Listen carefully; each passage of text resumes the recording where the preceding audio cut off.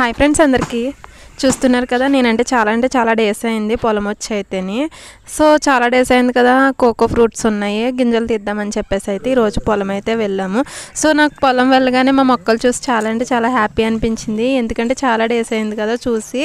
మొక్కలు కొంచెం పెద్దవయ్యాయి. లాస్ట్ ఇయర్కి ఇప్పటికీ కంపేర్ చేసుకుంటే చాలా గ్రో అయినట్టే అనిపించింది.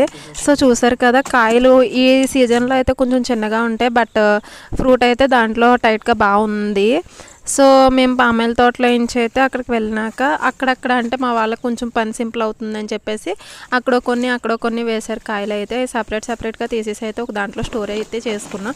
బట్ మేమైతే 2 ట్రైలు అవుతాయేమో అని లెక్కేసుకున్నాం, బట్ అవ్వలేదు అవి అయితే మాత్రం. సో నెక్స్ట్ అయితే బోన్ చేసేసి ఒక ½ అన్ అవర్ అయితే మేము పామాయిల్ కమ్మలు అయితే తీసేసి రిటర్న్ అయితే అయిపోయాము. సో మా కర్రీ వచ్చేసి దొండకాయ ఫ్రై అండ్ పప్పుచారు. మీ కర్రీ ఏంటి? సో ఫ్రెండ్స్, నా వీడియో నచ్చితే లైక్ చేయండి, షేర్ చేయండి, సబ్స్క్రైబ్ చేయండి.